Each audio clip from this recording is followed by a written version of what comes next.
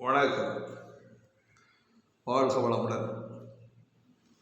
புனர்பூசம் 4ஆம் பாதம்.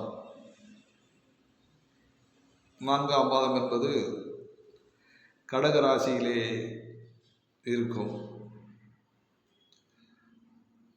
4ஆம் பாதம் என்பது அம்சத்திலும் கடகராசியில்தான் அமைந்திருக்கும். அங்கே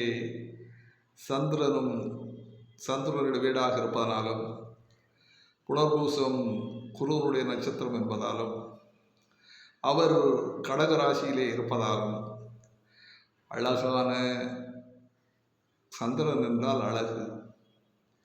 அந்த அடிப்படையில் அழகான திரேக அங்கங்கள் லட்சணங்களுடனும் குள்ளமாகவும் நன்மைகளை பிறருக்கு செய்பவர்களாகவும் நன்றி மறவாத குணமுடையவர்களாகவும் தெளிவான பார்வைகளுடனும் இருப்பார்கள் என்றுதான் சோதிட நூல்கள் கூறுகின்றன.